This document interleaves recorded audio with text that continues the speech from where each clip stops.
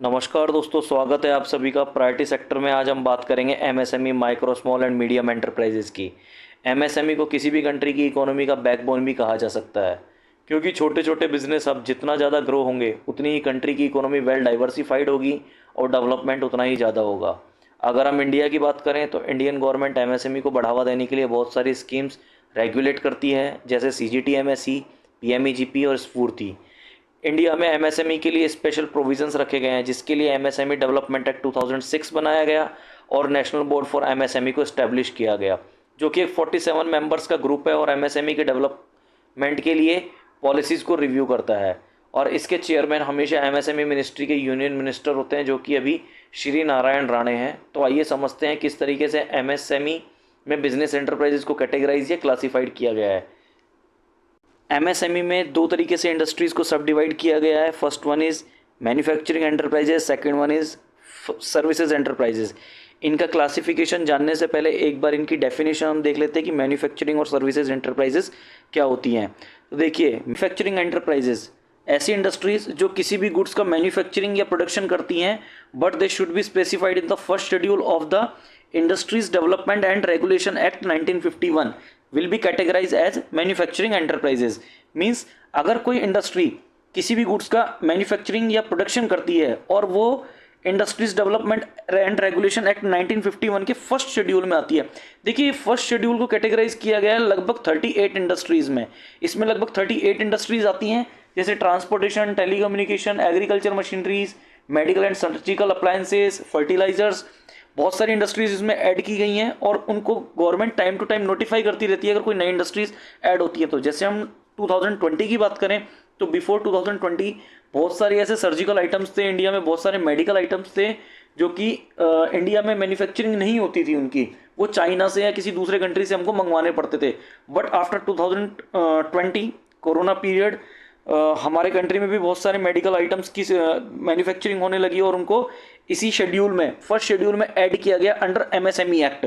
ठीक है, और उनको मैन्युफैक्चरिंग एंटरप्राइजेज में भी ऐड किया गया। तो जब ये गवर्नमेंट इन इंडस्ट्रीज को ऐड करती है तो उसको एक गैजेट नोटिफिकेशन के through time to time notified करती है और ऐसी इंडस्ट्रीज को उनके इन्वेस्टमेंट के अकॉर्डिंग, प्लांट एंड मशीनरी में इन्वेस्टमेंट के अकॉर्डिंग कैटेगराइज किया जाता है micro, small and medium enterprises में अलग अलग। सर्विस एंटरप्राइजेज को एमएसएमई डेवलपमेंट एक्ट 2006 में उनके इक्विपमेंट में इन्वेस्टमेंट के अकॉर्डिंग डिफाइन किया गया है। इक्विपमेंट में इन्वेस्टमेंट की हम जैसे बात करें तो मान के चलिए बैंकिंग, वैसे बैंकिंग एमएसएमई में इंक्लूड नहीं है, लेकिन मैं इसके लिए आपको एक सिर्फ एग्जांपल से समझा रहा हूँ। अगर किसी पर्सन को, किसी कंपनी को कोई बैंक खोलना है, ठीक है, कोई बैंकिंग लाइसेंस लेना है, तो उसके साथ में banking is the service sector, but उनको कुछ ना कुछ इक्विपमेंट में इन्वेस्टमेंट करना रहेगा। जैसे कैश वैन में इन्वेस्टमेंट करना है, उसके अलावा एटीएम मशीन्स खरीदनी है या कैश काउंटिंग मशीन्स खरीदनी है, ठीक है, या कंप्यूटर्स खरीदने हैं। तो इस तरीके से इनका इक्विपमेंट में इन्वेस्टमेंट होगा और इस तरीके से कंपनी का जितना इन्वेस्टमेंट होगा उसको माइक्रो, स्मॉल और मीडियम एंटरप्राइजेज में उसके अकॉर्डिंग ही रखा जाएगा, उसके अकॉर्डिंग ही कैटेगराइज किया जाएगा।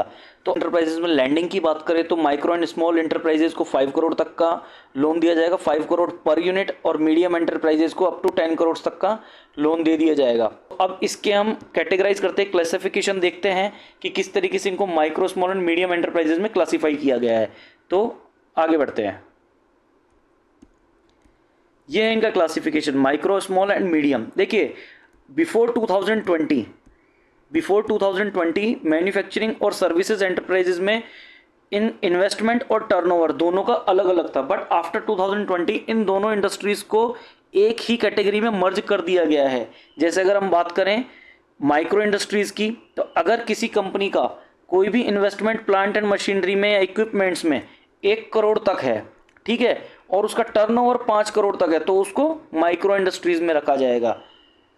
स्मॉल इंडस्ट्रीज की बात करें, अगर किसी कंपनी का इन्वेस्टमेंट प्लांट एंड मशीनरी में अप टू 10 करोड़ है और उसका टर्नओवर अप टू 50 करोड़ है, तो उसको स्मॉल इंडस्ट्रीज में रखा जाएगा। और मीडियम इंडस्ट्रीज के लिए, अगर किसी इंडस्ट्री का इन्वेस्टमेंट प्लांट एंड मशीनरी में अप टू 50 करोड़ है और उसका टर्नओवर अप टू 250 करोड़ से, तो उसको मीडियम एंटरप्राइजेज में रखा जाएगा।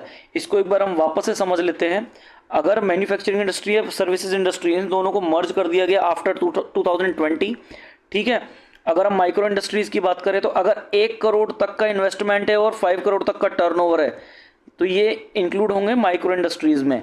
और अगर 10 करोड़ तक का इन्वेस्टमेंट है और टर्नओवर है 50 करोड़ तक का तो ये आएंगे आपकी स्मॉल इंडस्ट्रीज़ में। और अगर इन्वेस्टमेंट 50 करोड़ तक का है और टर्नओवर 250 करोड़ तक का है तो ये आएंगे आपकी मीडियम एंटरप्राइजेज में।